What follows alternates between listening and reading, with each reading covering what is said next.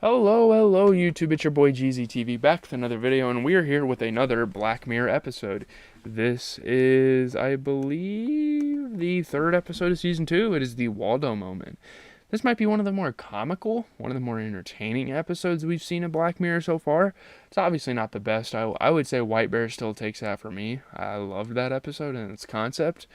But we're going to get to the plot, what people think, what I think about it. You guys know how these go. I gotta go over to my grandma's here in a little bit, so I'm trying to get some videos done in the morning here.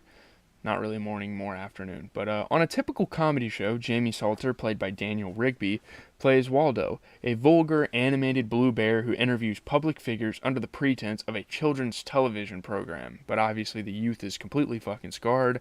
I think that's what this show's kind of representing. Is like, even if you have these like childlike looking characters, child-friendly looking characters, you're still gonna get some crazy stuff to come out of their mouth, crazy stuff for them to do.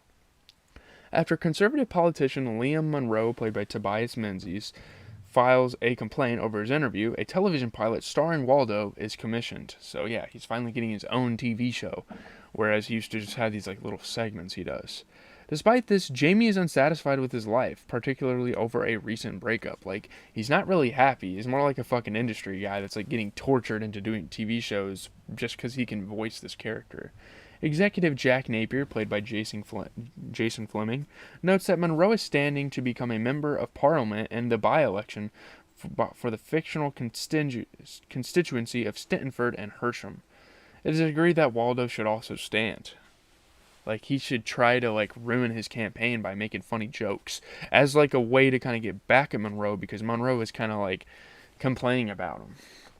Appearing as Waldo via video screens on the side of a van, Jamie goads Monroe into confrontation as he campaigns, seemingly showing up at every public sighting, every public appearance that this guy makes, and just like, oh, how's my cock look and shit like that, like super vulgar stuff, like super fucked up things, roasting the shit out of him in front of people, pretty much ridiculing him and embarrassing him. Meanwhile, Gwendolyn Harris, played by Chloe Peary, has been chosen as the Labour Party candidate, though the constituency is a safe seat for the Conservatives. Like, there's no point of her even running because we know that Liam Munro is going to get it. And in the end, actually, funny enough, obviously this is a spoiler review, he's gonna get it. Liam Munro ends up getting the chair, which is obviously like what everyone expected. Maybe not the audience, but like the people in the show expected that.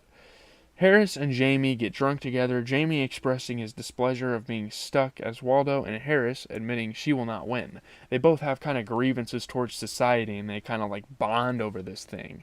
It's strange, but it's kind of realistic. I mean, I don't know how convenient it seems that these two are both in the election now and they both meet each other. I don't know. They have sex and agree to continue the relationship. They're like, oh shit, like we like each other, we enjoy each other's company, we both have things to complain about. Harris's campaign manager Roy, played by Michael Schaefer, is alarmed that she talked to Jamie, telling her that she cannot see him during the campaign, like that's her competition, although he might not pose as a big threat. And it's funny because eventually he does pose a big threat in the campaigns. Like, yeah, you shouldn't be seeing him. That's like Hillary Clinton and Trump having a fucking affair. Although I guess that's not. That's kind of different because Trump had a wife and still does, I guess. Waldo and the other candidates are invited to a student-organized hustings in which Monroe details Jamie's mostly unsuccessful television career and decides his message as meaningless. Kind of tries to put him down, and at first it seems like Monroe kind of wins this because Waldo or Jamie, Waldo, whoever you want to call him, kind of cowers down to this and like doesn't feel like saying anything, and you can kind of see even through the screen, on the screen. Jamie attacks both Monroe and Harris as disingenuous career politicians, using information Harris divulged during their encounter, which is really fucked up, honestly. And you don't really like that he does this because you just got done like having sex with this girl, you were loving this girl when she was hanging out with you, and now you're gonna come out here and expose her whole scheme, expose her whole political plan. Like, what an asshole. She told you this, thinking you were going to keep it to yourself. Waldo's rant goes viral on YouTube and receives media coverage. Waldo is interviewed by political pundit Philip Crane, played by Pip Torrens. Jamie is reluctant to continue as Waldo, but does so after Jack threatens to play him instead. It's like, no, this is my fucking character, and this is kind of like an attack on his ego, and it kind of shows like the human nature of when someone tries to like take your spot. And there's some interesting messages, I guess, shown here. But he doesn't want to be Waldo anymore because he just got done flaming the fuck and exposing this girl that he felt like he loved, just to like push him ahead. Afterwards, Jack and Jamie meet with American agent Jeff Carter, played by David Ajala, who talks about the advantages of a cartoon figurehead over a human and spreading political messages abroad.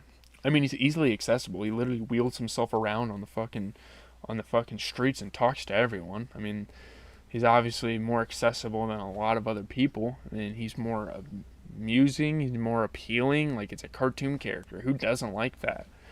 Even if you're an adult, who doesn't like a cartoon character that makes dick jokes, Jamie tries to apologize to Harris, but she is furious with him. Of fucking course. Like, how would you even try to apologize to this girl after what you did? The next day, Jamie breaks character and urges everyone not to vote for Waldo. Jack assumes his role as Waldo and frivolously rants to incite a member of the public to assault Jamie.